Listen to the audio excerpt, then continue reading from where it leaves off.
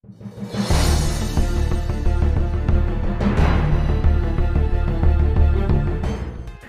traders dimanapun Anda berada, kembali lagi bersama Bang Nuga, masih dalam topik broker lokal versus broker luar dengan tema salah toko. Menarik ya Sobat traders, temanya salah toko. Jadi Sobat traders dimanapun Anda berada, berbagai macam kontroversi beredar di dunia maya perihal broker luar dan broker lokal. Hal ini tentu saja berasal dari ketidakpuasan para trader pengguna jasa broker tersebut. Terkait apa Sobat Traders? Yang pertama, fasilitas transaksi yang ditawarkan. Ini termasuk jenis platform, swap, komisi, spread, leverage, dan lain-lain. Yang kedua, ini mengenai fasilitas informasi. Yang ketiga, cara promosi mitra pialang atau marketing pialang. Kalau di broker lokal, sahabat trader biasa sebut dengan marketing brolog. Tapi di broker luar juga ada loh. Kita biasa sebut dengan IB, fungsinya sama, cara kerja juga sama, platform kerja dan regulasi yang mengaturnya yang beda. Yang keempat, janji-janji yang diberikan oleh oknum. Sekali lagi saya bilang, oknum marketing broker atau oknum IB maupun broker itu sendiri, oknum broker itu sendiri. Jadi Sobat Trader, entah apapun permasalahannya, kita harus bijak mengenai hal sebagai berikut. Yang pertama, pahami dan ukur kemampuan kita dalam bertransaksi. Yang kedua, pahami karakter kita dalam bertransaksi. Apakah kita sebagai investor atau sebagai trader? Disebut investor jika kita bertransaksi menggunakan long term position dengan time frame harian, mingguan, atau bahkan bulanan. Disebut trader apabila kita bertransaksi harian dalam time frame kecil, scalping, atau menggunakan stop loss dan take profit dengan jarak yang pendek. Yang ketiga, sesuaikan modal kita dengan karakter transaksi kita.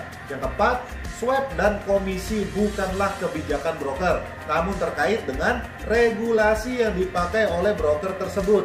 Penjelasan tentang regulator ada di video sebelumnya. Yang kelima, kita harus bijak memilih sumber informasi. Kita harus berhati-hati dalam memilih sumber informasi. Kita harus lihat kepentingan yang ada dalam sumber informasi tersebut. Yang keenam, klasifikasi kita sebagai trader. Kita berada di kelas trader yang mana? Trader atau investor. Yang ketujuh, pahami resiko dan peluang kita dengan baik.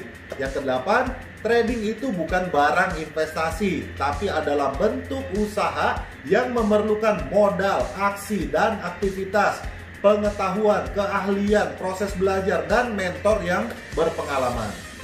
Nah Sobat Trader, mulai sekarang kita harus berhenti menjustifikasi broker luar lebih baik dari broker lokal, atau broker lokal lebih baik dari broker luar. Logikanya seperti ini. Jika kita ingin berkendara dengan budget yang seadanya, maka showroom sepeda motor adalah pilihan yang tepat untuk budget kita. Berkendara naik sepeda motor memang nyaman dan cepat, namun kita harus siap dengan hujan dan terik matahari. Belum lagi resiko kita pada saat berkendara. Jika budget kita lebih besar, maka pilihan mobil Jepang cukup untuk mengakomodir perjalanan kita. Biaya perawatan kecil, biaya BBM juga terjangkau. Kita juga sudah terbebas dari panas dan hujan. Namun fitur keamanan dan fitur kenyamanan tentu masih jadi kendala.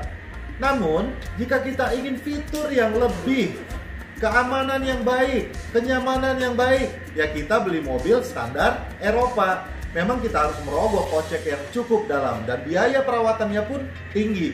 Tapi jaminan keamanan dan kenyamanan saat kita mengendarai mobil tersebut juga sebanding dengan apa yang kita keluarkan. Mobil Eropa ini sanggup dibeli oleh orang-orang yang sudah memenuhi syarat secara keuangannya. Ternyata klasifikasi bukan ada di brokernya, tapi ada di diri kita sendiri sebagai konsumennya. Jika kita bertransaksi dengan jumlah modal yang besar, lalu kita memilih broker dengan regulasi offshore atau regulasi menengah, lalu ada kendala seperti posisi kita tidak diakui, limit order kita dihapus, pending order kita hilang, bahkan ada kendala dalam WD dan lain-lain. Jangan salahkan brokernya, karena harusnya kita sadar akan klasifikasi modal kita. Atau jika kita ingin bertransaksi dengan modal yang kecil, mungkin regulasi lokal tidak dapat mengakomodir kebutuhan kita. Maka jangan salahkan pialangnya atau brokernya atau regulasinya. Karena yang belum memenuhi syarat untuk bertransaksi adalah besaran modal kita sendiri. Jadi sobat trader, saya mengajak seluruh sahabat trader untuk berhenti mengatakan broker luar lebih buruk dari broker lokal atau broker lokal lebih buruk dari broker luar. Tapi mulailah dengan mengenali kesiapan modal kita dan di mana tempat yang dapat mengakomodir permodalan kita sesuai dengan kemampuan kita saat ini dengan mempertimbangkan faktor keamanan dana kita, karakter trading kita, dan kesiapan kita menerima resiko transaksi. Nah, dengan penjelasan di atas, tidak ada lagi alasan bagi kita untuk benci dengan pialang tertentu. Setiap pialang, baik lokal maupun luar, berinteraksi dengan kapasitas, kelas, dan caranya masing-masing. Kita sebagai konsumen yang harus paham dan teliti mengenai kebutuhan kita dan kapasitas kita. Jadi sebaiknya sekarang periksa diri kita. Jangan salahkan tokonya.